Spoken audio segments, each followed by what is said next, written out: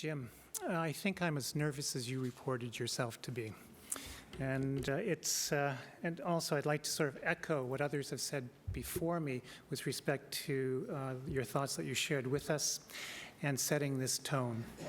Its consequence for me is being humbled with the mantle of responsibility of standing behind this podium today and trying to do the particular topic I'm challenged with, justice.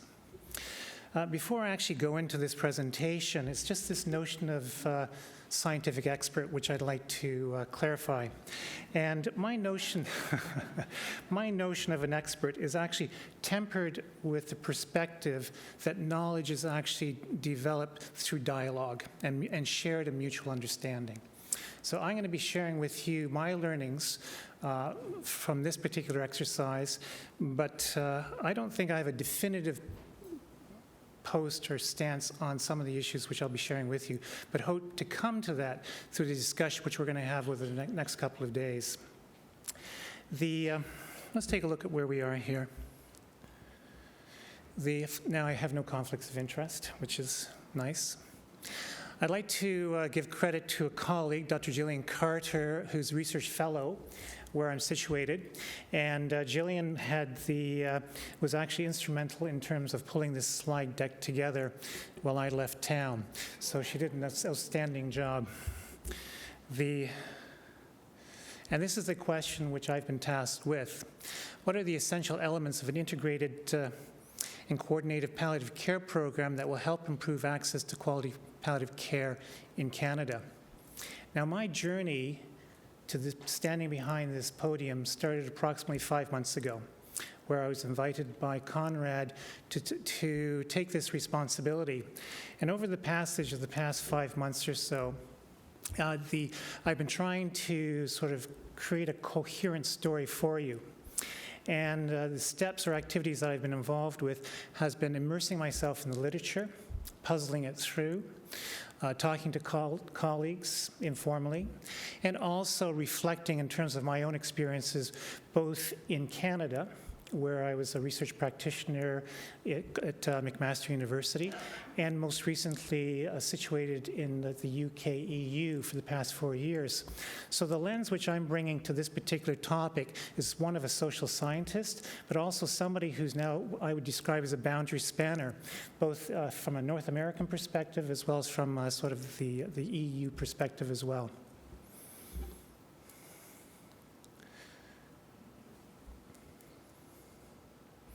So where I'm starting is, in actual fact, the World Health definition of palliative care. And I think that there are implications behind this definition, which we're going to explore in a little more detail in the fullness of time, which is a half hour. But what this definition implies is that palliative care need to be included within the continuum of care, and that access to palliative care is essential, safe, affordable, and effective. And that's embedded within that definition.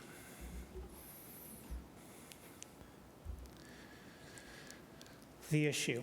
This is the presenting issue that we recognize and is certainly sort of enunciated in the published literature. And we do recognize that palliative care in general is suboptimal, it's fragmented and uncoordinated. And patients aren't always able to realize their preferences of care at place of death, and more often than not, it's a scenario of crisis management. Now that said, those are broad brushstrokes, and it should be recognized that there are pockets of excellence with respect to the provision of palliative care in various communities scattered across Canada. And as we heard from the presentation from the survey, Canadians do report positive experiences with the provision of care as well. But fundamentally, or ultimately, it's the luck of the draw in terms of what you or your family member's experience will be like. And I'm assuming that the agenda here is that what we want to do is standardize or make accessible to the general population that everybody will have access to quality end-of-life care as they near the end of life. On this particular slide here, there's one bullet point which I want to land on and explore a little further with you. And it's this notion of a public health approach to planning, and also acknowledging the importance of communities. What we're talking about here, what we're witnessing within the sort of palliative care literature and the discussions when I go to the conferences, both here in North America and the EU, is that the language of a public health agenda or approach is inserting itself in the discourse of palliative care. And what do we mean by that? It's the idea that a population health perspective recognizes the broad determinants of health, where health status is influenced by biology, social, economic, and physical environments, as well as personal health practices. A public health approach identifies systemic variations in both health status and the determinants of health status. This knowledge then can contribute to the development and implementation of policies and programs to improve health and well-being of a population. Given the increasing numbers of and expanding profile of people with life-limiting illness, a population approach to planning is required to inform the development of any model of palliative care that integrates with other services. And when I say the expanding profile, what I'm referring to is that we're moving away. Palliative care is expanding from where it started from in terms of a malignant population to non-malignancies, which is dementia, cardiovascular, neurodegenerative conditions, which are more complex and difficult to manage and predict, prognosticate. A public health approach also acknowledges the important role that communities play in the development of palliative care services. Communities, and that's broadly defined, have unique knowledge in their area. Therefore, they are most able to address disparities, inequalities, by recognizing the socioeconomic and geographic variables in their location. Stakeholders. Well, most of you're all stakeholders. But if we were sort of going to bracket you, these would be the broad elements. Government organizations, the three main orders of government, federal, provincial, and regional, who are responsible for setting policy and standards of health care, including palliative care. Federal and provincial governments have an additional responsibility for funding health care as well, including palliative care. Non-government organizations such as, but not exclusive to, the Canadian Hospice Palliative Care Association, the Canadian Partnership Against Cancer, the Change Foundation as examples, advocate for palliative care as well as engaging in community education and awareness for palliative and hospice care. And of course, there's professional health organizations which bridge the gap between healthcare practices, professionals, government, and non-government organizations, such as the Canadian Home Care Association, who have developed an action plan for the upcoming Health Accord, which focuses on making home care more accessible, improving the quality of care to boost health outcomes. However, underpinning and permeating all three groupings is the importance of patient and public engagement. Public and patient involvement should be expressed in the formulation, expression, and holding accountable how the palliative care agenda is shaped and implemented. And this particular exercise that we're all engaged in over the next few days exemplifies that principle. Contents. So this is my roadmap for the next few minutes, and if I digress, remind me. Where I'm going to start first, and it's, I think a segue in terms of sort of recognizing public and patient engagement, is we've had a sort of an overview with respect to the survey, the EPOS survey, and I'm just going to revisit it with a particular focus around this notion of care or quality care, coordination of care, the elements of care. Let's take a look and let's just remind ourselves what emerged from that presentation. So what we recognize is what was reported earlier, and what I'm emphasizing is the most essential elements with respect to quality palliative care, which is, includes pain management, personal hygiene, etc.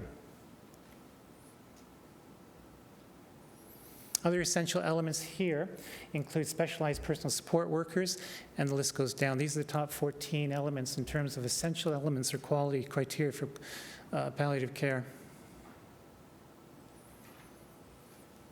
I think what's really telling here is attitudes towards a palliative care program, and which we recognize. I won't read this out chapter, verse, and line, but let you skim through it. These are the top 4 considerations.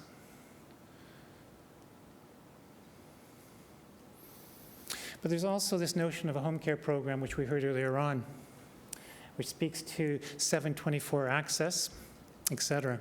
These are the top 7 elements. Just one of the notions about in education is this notion of repetition. And repetition, repetition, repetition until the learner gets it. So I think that's what we're doing at the moment. Other essential elements of palliative care home care program present themselves here.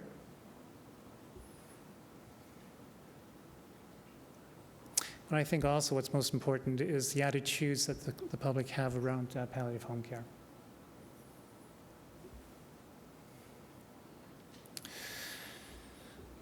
Integrated care. What does the literature tell us about integrated care? Those elements of care which Canadians identified as important need to rest within an integrated care system. Integrated care is viewed as an important framework to enhance quality of care, efficiency, satisfaction in health and social care systems. Integrated care is also an organizing principle of care delivery that aims at achieving improved patient care through better coordination of services. But what is integrated care? And I think the best way of addressing it is actually through a brief story, and that's the Tower of Babel. I don't know if you recognize this particular story. You certainly probably recognize the expression Babel. But where does it come from? It actually comes from Genesis, and it's the story of the city of Babel.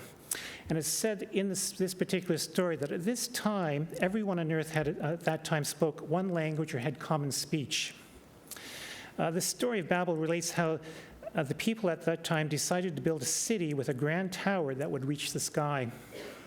The story continues by telling how God, for whatever reason, decided to confuse their language so that they could not understand each other. The challenge of not having a common language, and by extension, a shared understanding, undermined the people of Babel's ability to cooperate and work collectively to build a city, leading to confusion, misunderstanding, and individuals working at cross purposes with each other. Ultimately, through their inability to communicate with each other, they stopped building the city. So how does this story connect to this notion of integrated care? Well, let's reveal that.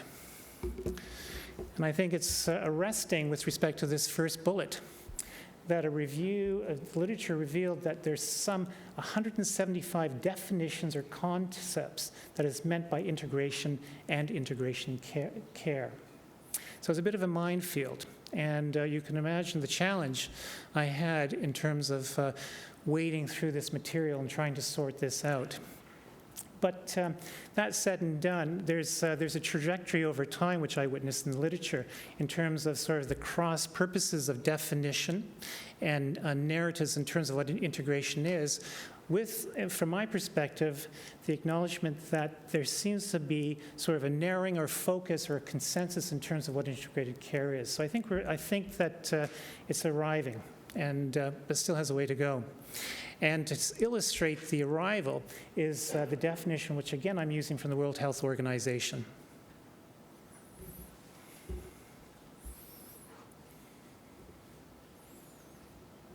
What we do recognize is that sort of integrated care speaks to the notion of continuous and coordinated care, and that from the patient perspective, it's a seamless experience. There isn't a duplication of paperwork.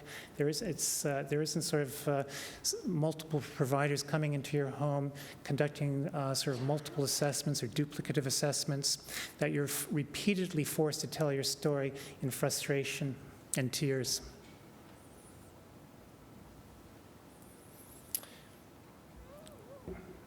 What we are recognizing is that there is a coherence in terms of what integrated care is. And there is a taxonomy that is now being recognized in the literature in terms of what integrated care is. And I'm just going to walk you through this. The types of integration, also, they have interconnected roles. And they can be clustered under macro or system, meso at the organizational level, or micro at the clinical level. These types are not ranked. There is no hierarchy amongst these particular categories or within this taxonomy. They're just there. And you'll see why as we proceed in this presentation. But when we speak to system integration or at the macro level, this includes the notion of coordinating and aligning policies, as well as rules and regulatory frameworks. These promote what is described as horizontal and vertical integration. Organizational integration, the meso level, includes interorganizational relationships, coordinating structures, and governance mechanisms intended to deliver comprehensive services to a defined population. Administrative integration, which encapsulates both macro, meso, and micro, involves key support functions which include financial, management, information systems structured around service delivery. Drilling down to the bedside, we're talking about clinical integration. And this is the coordination of patient care across time, place, and discipline. This can include guidelines, care paths, interprofessional education, multidisciplinary teamwork. And I think also, which we may forget when there are efforts around integrated care, is this notion of normative integration. And this cuts right across from micro to macro. And this is actually a cultural change where you're permeating within that system shared values, cultures, vision across organizations, professional groups, and individuals. It's not exactly a sexy slide, but it does really highlight what we're talking about, the complexity of integrated care systems, and also the challenge of articulating and implementing an integrated care system in a given jurisdiction, whether that's within a community or a region or within a provincial level.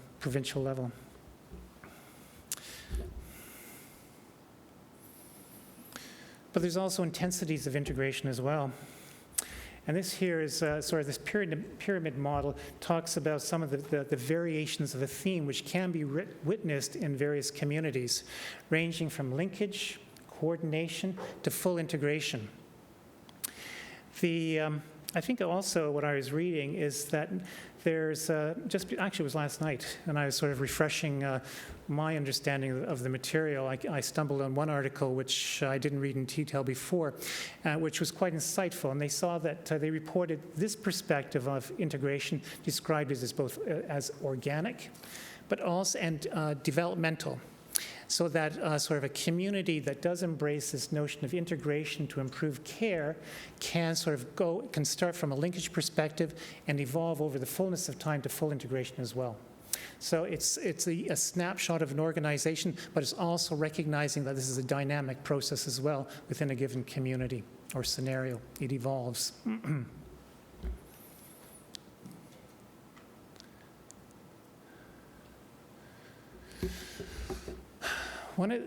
This is the, as we talk about evidence-based practice and the promotion of evidence-based practice, or evidence-informed practice, I should say. And one of the frustrating aspects of this particular area is what I was encountering. There is no definitive model out there in terms of what integrated care should or ought to look like. And I hope by the end of this presentation you'll understand why. The answer is it depends. It's one of the comments, and which I quote, is that one size of integrated care does not suit all.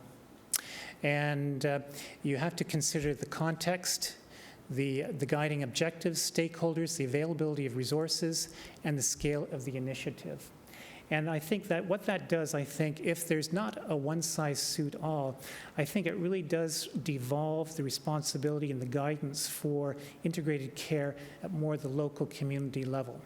And if you remember when I was talking about the importance of inserting a population health approach into palliative care, the development of palliative care in general, but specifically around service development, you can see that the locality at the local level and inserting an evidence-based approach at that level in terms of using the tools to determine the profile of your community, your service gaps, and so on, would lend itself to configuring a model of care which suits that particular context, but may not necessarily suit another context because the configuration is different. And an example would be urban-rural differences in a given process, or the First Nations community versus inner city Toronto.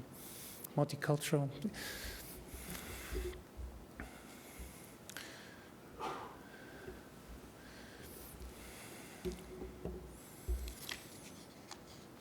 Well, I started by saying that integrative care and palliative care. So what I've just been doing over the last few minutes is really sort of providing a broad thumbnail sketch of what integrated care is in general. But how does it express itself in palliative care? How does it translate into a palliative care context? And again, what I'm going to sort of return to is the WHO definition of palliative care. And in 2013, the WHO Executive Board generated a report called Strengthening of Palliative Care as a Component of Integrated Treatment Throughout the Life Course. In this report, the Executive Board explicitly identified the WHO definition of palliative care has identified that the WHO definition of palliative care has implications for national health systems. The first point they highlighted is that national health systems need to include palliative care in the continuum of care, linking it to prevention, early detection, and treatment programs. It should not be considered as an optional extra. We're hearing that today. Palliative care services need to be provided alongside potential curative treatments and adapted to the needs of the patients and family as the disease progresses. Integrating palliative care with regular treatment offers patients with life-threatening disease. This is actually supported by the growing evidence that demonstrates the effectiveness of palliative care on the improvement of the quality of life of persons. The big discussion into what I've been sort of witnessing in Europe is inserting palliative care further upstream at the time of diagnosis. And we're also witnessing that conversation or discussion here in the North American context as well. Originally, that conversation started, or that sort of stance started in terms of the Tamil paper in 2010 and with lung disease. Now the big push is to sort of push it into, have that insert early palliative care in non-malignant populations. Second, palliative care services need to be provided according to the principles of universal health coverage. All people should have access to palliative care services that are essential, safe, affordable, and effective. These are what the WHO has recognized are the implications of their definition for palliative care on national health systems. They also recognized in that paper several success factors, such as multidisciplinary, multi-sectoral approach, the adaptation to specific cultural and social economic settings, and the integration to existing health programs. How are we doing here? In the context of integrated palliative care, it can be addressed, again, at different levels. Examples are treatment guidelines, interdisciplinary collaboration, etc. But once again, it's this notion that context shapes service. Community, and again, I keep on hitting the drum on this one, communities play an increasingly significant role. A good example of that is the Compassionate Communities movement that is represented by Alan Kelleher, and it's something we should take note of. And it's actually sort of charters. I think there's a charter movement within that Compassionate Communities, and a number of cities in Europe are sort of embracing that. Something to bear in mind. And again, I'm sort of emphasizing the public health approach. So how does integrated care in general translate to palliative care? Well, in actual fact, there is a group in the EU, and it's a European Commission-funded project, and it's called INSUPC for short, which stands for Patient-Centered Integrated Palliative Care Pathways in Advanced Cancer and Chronic Disease. It was a 5-year program of research funded by the European Commission, 2012 to 2016. So they're in their wrap-up this year. But one of the things they did do is they did develop via expert consensus a definition of palliative, of IPC, as they call it, integrated palliative care. And that's what I'm sharing with you here. Where they also took this is then they decided to say, well, what a taxonomy. What does integrated palliative care actually look like? And through a Delphi technique with experts in the field, they came up with a taxonomy, which I'll share with you. And this is what they're offering. Now, once again, this taxonomy, in their belief, could be applied across diseases, healthcare sectors, and systems. And so the taxonomy provides a way of examining the processes and structure of various integrated palliative care initiatives and categorizing the essential elements of an integrated palliative care. And what you see in front of you is what they think those elements make care, what those levels are in the taxonomy. One is the level of care, which speaks to whether it's primary, that being the general practitioner, nursing services, or community. Secondary, which is specialist physicians, nurses, et cetera, or tertiary. So it's what the level is. It's the sector, which is inpatient home care. The time frame of intervention, recognizing that there's fluidity in terms of where palliative care can be inserted within the care process, whether it's early integration, which I referred to right now seems to be where that is gathering the trend or steam, concurrent, or literally at the end of life. The focus of function, whether it is treating, advising, consulting, or training. Collaboration, network, protocols, team, case management, or who the key contact is, GPs, non-palliative care, palliative care specialists. The architects behind this framework consider that in a service system, you cannot be prescriptive. And what they're doing here is they recognize that certainly they feel that to have the credentials of being acknowledged to have an integrated care system, each one of these levels should be ticked off. But there's fluidity or nimbleness with respect to how that's expressed, and they recognize that. And that ties back to my earlier comment that context shapes innovation. And so the architects behind this particular framework were cognizant of that. One size does not suit all. But there seems to be within those levels of taxonomy, the expression can vary. This taxonomy actually is first that I've seen. This was actually, I think it was published in 2016, so it's new, but it's also formative. It's a start point in terms of how we understand what integrated IPC is. And its multiple layers reflect the wisdom that integrative palliative care is influenced by situation or context. It offers a way to inform government officials, healthcare providers, and the public about the essential ingredients required for integrated palliative care. So where does this take us? And I have 2.15 minutes, so I think we're doing okay. So these are the implications. So we're talking about, in terms of identifying stakeholders, the importance of coherent collaboration, of working together to affect change and the quality of integration, partnerships, and I think that's what we're witnessing today, which is very exciting. What we saw in the survey, which is also corroborated, I believe, from what I read in the World Health Organization, is the expectation that the federal government to develop and implement national standards, agree that the public health system should cover the cost of palliative care.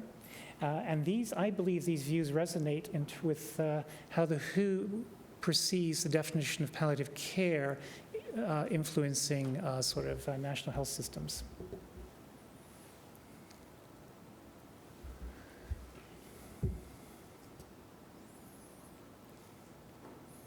So what we're talking, there's this notion, I was at the Alzheimer's conference in Copenhagen before I came here. And it's a European Alzheimer's conference, and it was rights-based. The theme of that conference was a rights-based approach around dementia care. And the reason why I'm saying that is what I see in this first bullet, is that it's that patients at the end of life should have the right to receive quality palliative care. It's not an option, it's a right. So and I think what we're when we recognize as a right, I think it changes the discourse. What that discourse sounds like, I'm not quite sure, but I think it changes the expectation. It's a right. Palliative care needs to be included in the continuum of care, linking to early integration, concurrent, and at the end. And this is a question in terms of what is palliative care? And how is it different from regular care? And it's interesting, some of the conversations I have with colleagues, I think our understanding of what palliative care is changing.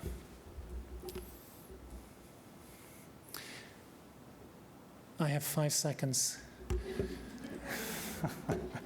And that's my presentation. Thank you.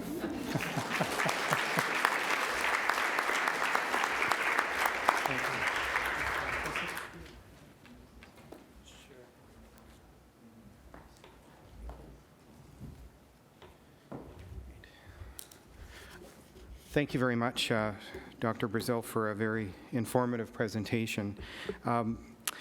So, ladies and gentlemen, we're now going to move to our first question and answer period, and there will be a period like this following each of the presentations today and tomorrow.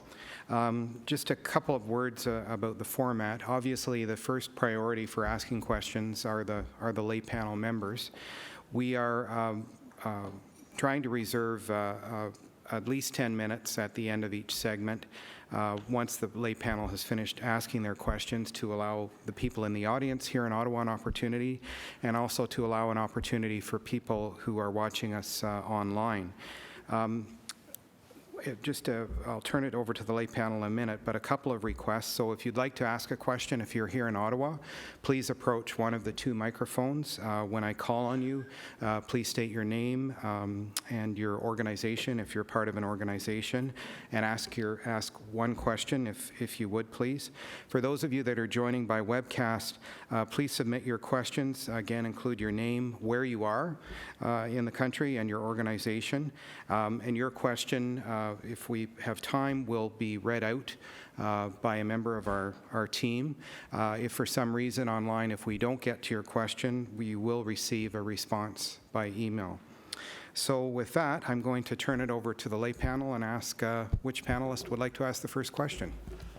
Well, in preparing for the conference, the lay panel members studied all of the materials and all of the questions, but we also broke the questions down so that specific lay panel members paid particular attention to specific questions. And on the first question, the lay panel members that took the specific interest were Mark Jerry, Penelope Hodges, and Serena Lewis, and I would ask Mark to ask the first question. Brazil, thank you for your presentation this morning. Wondering if you could say a little more, perhaps give us some advice as we make a transition from a non-integrated to a more integrated model. Do you have some advice about how that process might take place? Maybe some hurdles that you've observed either in the literature or in your experience that we should keep in mind? It's a big question, isn't it? And I'm sure, in actual fact, when we look at the membership in this room, there's probably people here who have broken their teeth in terms of integrating cares, palliative care or care in general. Thinking or sort of reflecting back on the presentation, I think there were a couple of key messages which sort of speaks to the importance of community. I think the importance of a public health approach. And when I talk about it, I think embedded within this notion of a public health approach is this idea of an evidence-based approach in terms of understanding the characteristics of the population you're trying to serve, as well as understanding the configuration of service delivery within that community and identifying where the gaps are. I think so. That's part of the process. I think also it's recognizing, if we sort of build on the work of people like Callahar and this notion of compassionate communities, the importance of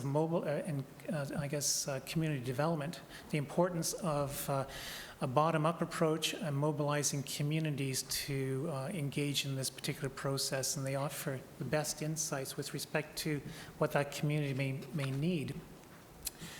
So those are some of the ingredients, I think, in terms of moving this forward. It's funny, when I was going through the literature, there are a number of articles out there that do talk about some of the challenges and obstacles. And for the life of me, I can't remember the specifics, I'm trying to recall, but one that does come to mind at the moment speaks to issues of territory and also between organizations. And I think it's the idea of relinquishing power and control. I think also, and it ties into some of the discussions we'll have later on around education, is that undergraduate and postgraduate education for healthcare professionals on the main tend to be quite siloed. So now we're care is really microsystems of care and is now multidisciplinary.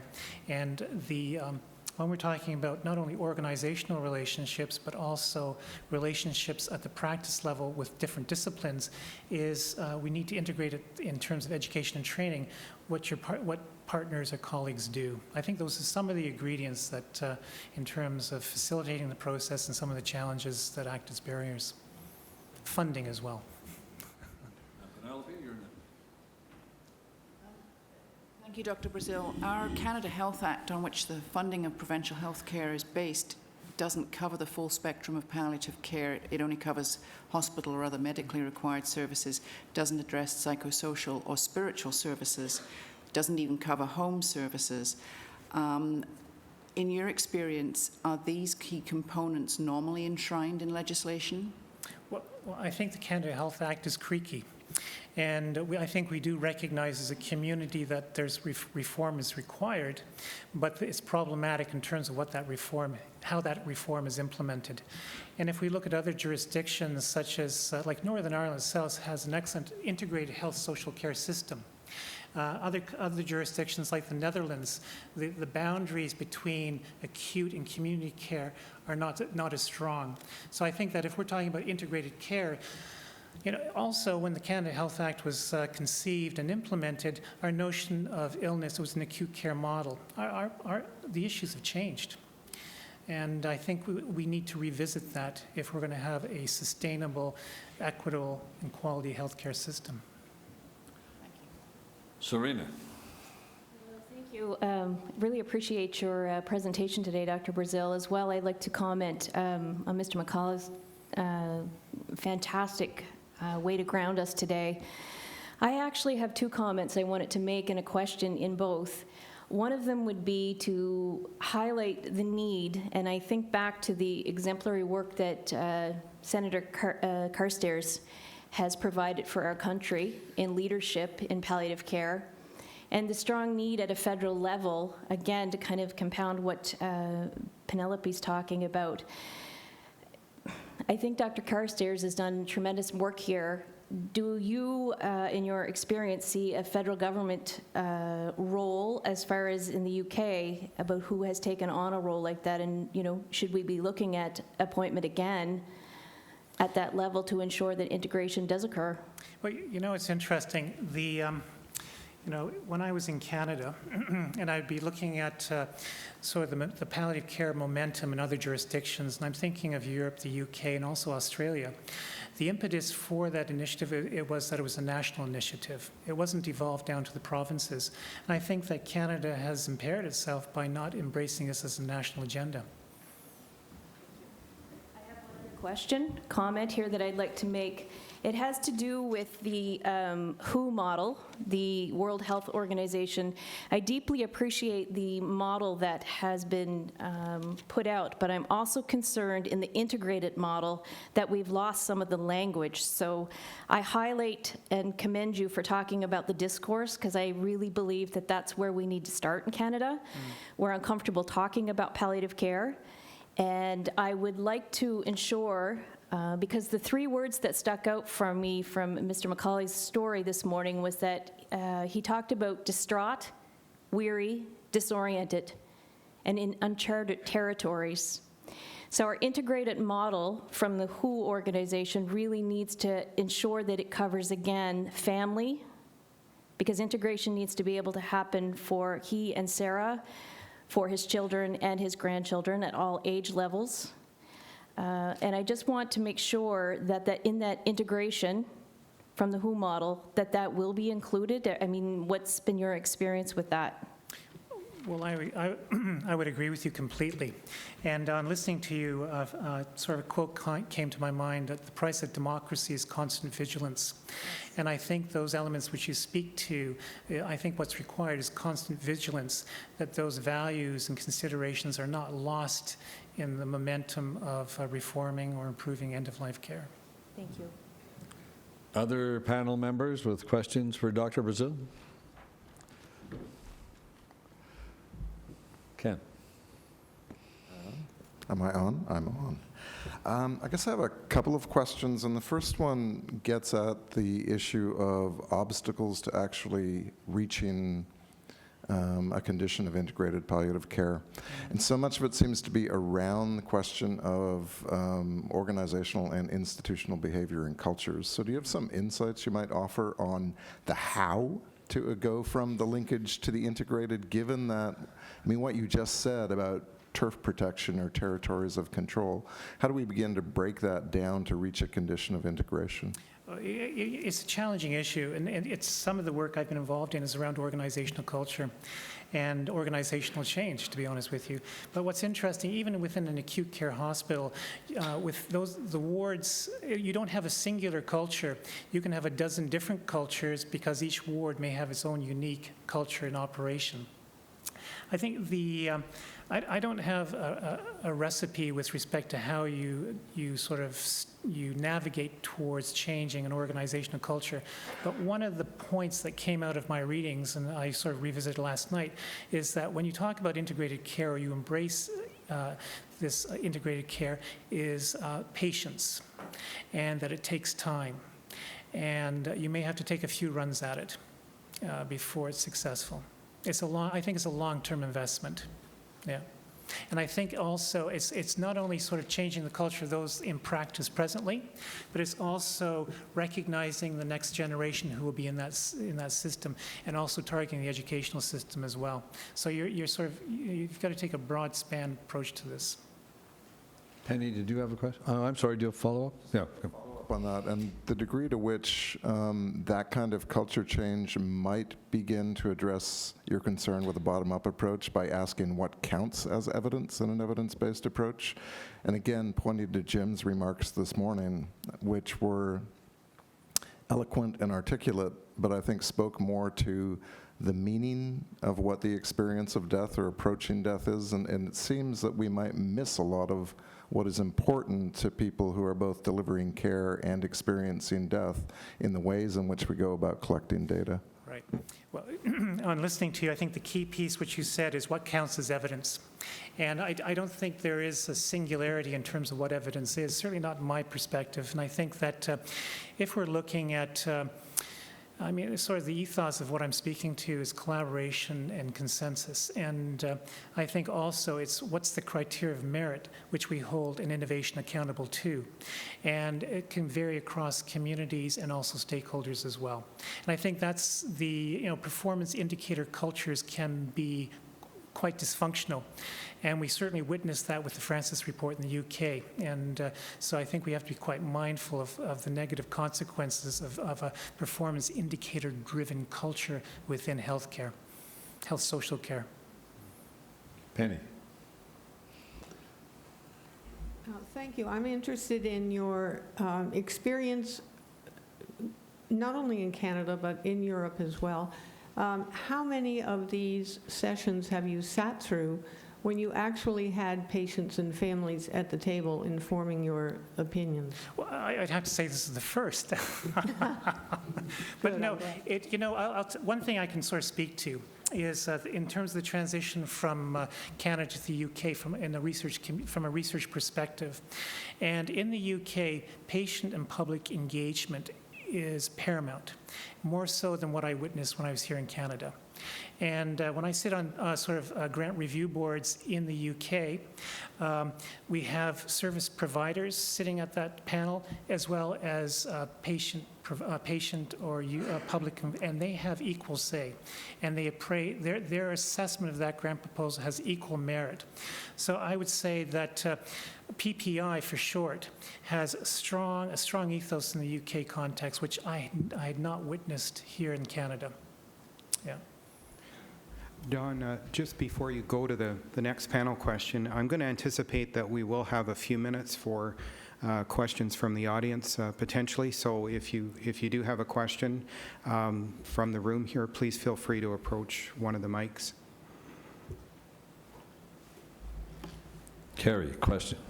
Thank you. So just building on the previous question, I'm wondering if you've experienced in any of your travels an integration model that's based on the patient experience, directly based on the patient experience. Since it is the patient who crosses all the organizations and all the levels of care? Are there models out there to improve specifically integration that start with the patient experience and build up?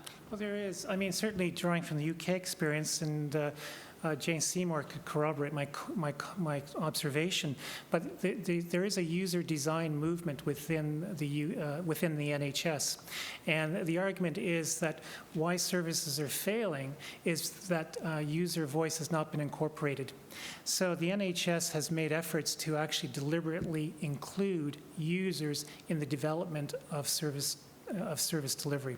So that's a generic strategy, but would likely apply to integrated care models. And I'm looking to Jane, and she's nodding the head. And so it's so I think that was something also which I think the NHS is maybe a little further down the road, or certainly is struggling with as well, and they're making an effort to do that. Other panel questions? Well, I have a question.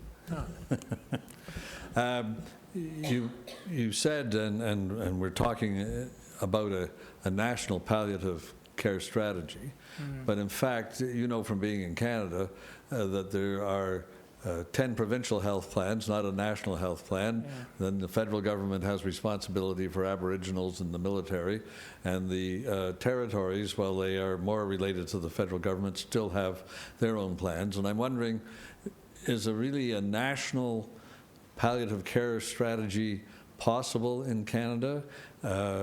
Basically, we're now negotiating a new health accord, and the dynamic of health accord negotiations is that the provinces say, give us all the money and we'll spend it any way we want, and the federal government says, well, we're going to give you the money, but there are conditions attached, and somehow they trade off how they're going to do it.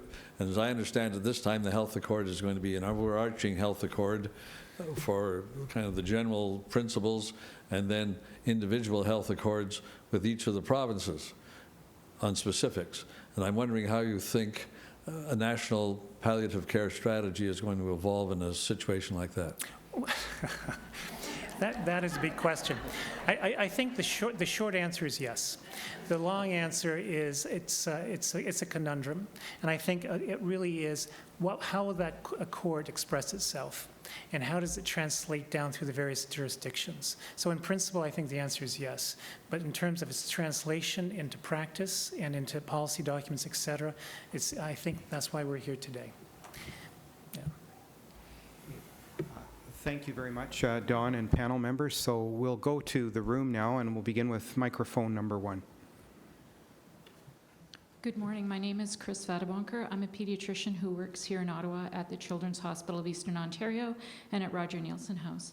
And I'm wondering, in all of your research, whether you have come across models of integrated and coordinated care that include the transition of young people from the adult or the pediatric system to the adult system, because in Canada, as you know, that's a challenge, given the definition of an adult isn't even consistent across provinces. Yeah. I am familiar with the issue, and I have not had direct involvement in terms of addressing the question, but I do have colleagues at Queen's who are looking at that from a palliative care perspective as well, in terms of the transition from pediatrics to adult services with life-limiting illness. So, and we have a couple of studies ongoing which are drilling into those issues, recognizing the challenges with that. But I guess it's once again, it's a different type of integration, isn't it? And it's sort of the handoff. It's this notion of continuity of care and the handoff as well. But then I guess the question for me would be that when does that transition occur? At what age? Or what's the criteria for transition? And how flexible can a system be given when we're talking about personalized care or being responsive to the unique needs of the individual? Where does that transition occur? Yeah. Thank you. We'll go to microphone 2. My name is Lucinda Lando, and I'm a spiritual care provider and registered psychotherapist at St. Joe's Healthcare Hamilton. And my day-to-day work is walking with palliative people. And there's a couple of obstacles that have come forward, and in trying to share with colleagues in the community is the chill that went through all of us when it came to privacy legislation and the hoops we have to go through to actually accommodate the person from the community who comes in the hospital and going back to so the elements of care are there, but privacy concerns really limit us. And another issue I find regularly is that we are a death-phobic society, and that families coming in the middle of a trauma genuinely resist palliative care. So I would like to have some support at that level. I know we have to have a national conversation, but just having that conversation with the family in the moment it creates a lot of confusion and huge expense in the system when people have choices they can make and they're just, either it's cultural issues or dysfunction in the family or just the shock of the trauma, that the good palliative care we can't bring it to them because they don't even want to talk about it. You have a comment, Dr. Brazil? Well, I think in some respects, what we're talking about is sort of you can sort of a public health approach in terms of normalizing the conversation. And that's one thing. And I think we talk about that later on during the day or tomorrow around education and with family carers as well. So that's a big issue. But certainly, I think there's a variety of strategies, ways and means in terms of normalizing that conversation. That was one. The other piece, I think you were talking about data. And I guess it's this notion of proportionality and risk in terms of having data available or patient information available to ensure continuity of care across the sectors of care, but at the same time sort of preserving sort of the privacy and minimizing risk of the individuals. And that's a fine line. Thank you. I think if we're succinct, we can fit in 2 more questions. Sir? Thank you. My name is Ray Pennings. I'm the co-founder of Cardis, a think tank that's focused on the arrangement of social institutions in society and their contribution to the public good. My question was triggered by your use of the Tower of Babel. Oh, yes. And it struck me, and I was thinking of Dawn's question. On the one hand, we're trying to build a national consensus in which we have 14 systems, or however, with all different interests at heart. At the same time, throughout the conversation, we've also talked about bottoms up and authentic communities speaking to it. And there was one piece of the data this morning that struck me, and I could make the same question about business, unions, and all the rest. I'll focus on religious communities as the example, although it needs to be multiplied. 67%, which was at the bottom of the 20-some-odd essential elements of palliative care, said that they wanted the involvement of a spiritual counselor. And it strikes me that when we talk about death, obviously that's a very relevant consideration. What is striking is the fact that that's about 3 times as many people as are actively involved in any community of faith, and the networks and supports that typically come with those sorts of communities. So I'm wondering, as we think of an integrated system and set of principles, how do we achieve that in a way that gives space for the necessarily Babel-like different jargon, different language, different approaches that are going to come from communities, keeping in mind that when it comes to volunteering, charitable donations in Canada, formally and informally, this is a community that outpunches its weight by a significant margin in terms of actually helping others as an obvious result of the ethos of most faiths. So it strikes me that we sort of, at the heart of it is a tension between sort of the framework we're trying to achieve and the very framework which may deprive us of some of the bottom-up energy that needs to be catalyzed to achieve it. Right. Okay, well, once again, there's a lot there. And, but first, in terms of this, in many respects, what I've witnessed in terms of change, organizational change, and probably a lot of you as well, in terms of when we talk about sustainable change, is really a hybrid approach that I've been emphasizing a bottom-up approach, but in reality, what we're talking about is a hybrid of a top-down, bottom-up approach, and there's a meeting somewhere along the line. I think what's important is that you can't have one at the expense of the other, or that a bottom-down approach smothers a bottom-up approach. So finding that proportionality or those ingredients to make it work is more of an art than a science, I believe. And I think when we look at this notion of integrated care, more often than not, what you encounter, the narratives tend to be case studies and stories. And I think it's listening to people's stories who've been engaged in this process and identifying what works and doesn't work. That's one point you said. I can't remember your second point, to be honest with you. But perhaps we'll just leave it there at the moment. Perhaps we can follow up. And one further question. And Fred's saying, keep it short, Sharon. So, okay. There was a variety of things that I would have liked to pursue, but one of them was this issue of taking a community approach. Yes. And I was intrigued that you seem to be limiting yourself to a population health approach rather than community, and thinking of community as the location of care. So I just wanted to double check that that's what you meant, because and you didn't expect to get away with saying that Canada had impaired itself by not having a national approach. So I'm that person who's going to say Canada owes it to the world, perhaps. If you're going to take a community-based approach, yep, the very best way to do that is through a diverse approach, which the provinces and territories provide, yep, and that you'd have to be incredibly careful with taking a consistent, coordinated approach across the national front. But we do have a model in Canada that the Canadian Partnership Against Cancer is trying to do that. So one of the places that I was curious is, do you mean beyond population-based when you talk about community? Community is a place of caring, of connection, and starting from the non-professional place. Well, that's a sharp point, and it's one which when I was sort of putting this together in this presentation in terms of what the how does a public health approach or population health approach interface or resonate with this notion of community development or community?